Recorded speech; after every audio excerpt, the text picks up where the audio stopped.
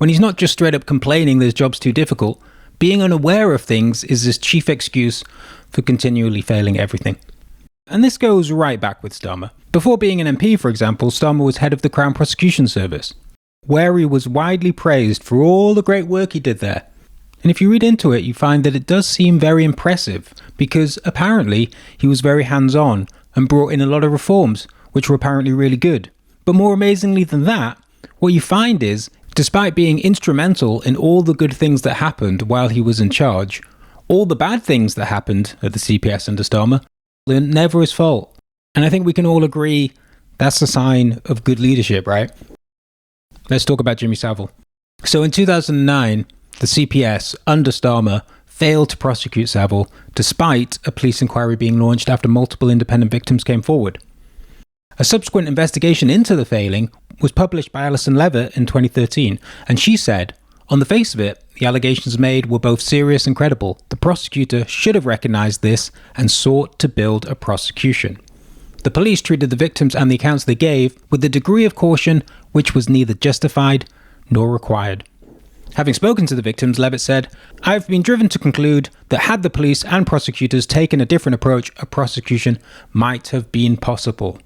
Some years later, Boris Johnson famously brought this up in Parliament and had the audacity to blame Starmer, who had been the boss at the time, for failings of the service he was running in relation to Savile's case. Johnson said to Starmer in Parliament that he had failed to prosecute Jimmy Savile. Which is true, right? Starmer definitely didn't succeed in prosecuting Jimmy Savile.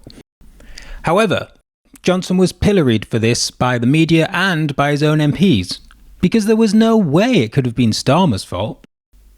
Why? Do you remember why there was no way it could have been Starmer's fault, and to even mention Starmer's name in the failings was ridiculous? Do you remember why? Do you remember what the reason was? That's right.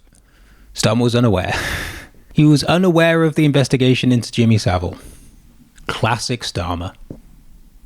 Now, I admit that accusations of sexual abuse and paedophilia made against famous BBC presenters probably come in thick and fast down at the CPS.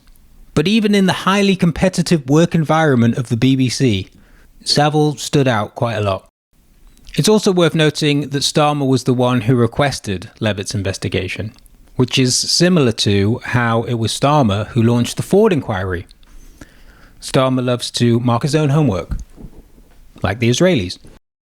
The Savile saga is a great example of systemic failure, and the beauty of systemic failure is that if everyone just goes along with the system, keeps their head down on Jimmy Savile's penis, then everyone is to blame, and so no one is to blame. If no one looks into things, then they are unaware of them. Savile is actually a great metaphor for all sorts of corrupting influences on state apparatus and the media. For example, off the top of my head, big business interests, which dominate both government decision-making and the media organisations ostensibly there to critique that decision-making. And while you or I might see something horribly wrong with the way this country is run, in the same way as you might turn on the TV and see Savile's freakish, ghoulish face and say, well, this guy probably shouldn't have a children's TV show.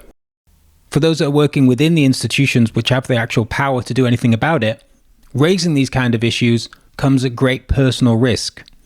By the time Starmer became head of the CPS, Savile was a potential source of huge embarrassment to West Yorkshire Police, the Metropolitan Police, the Conservative Party, the Royal Family, numerous hospitals, charities and trusts, and of course the BBC itself, whose job it is to investigate and expose wrongdoing in everything else aforementioned.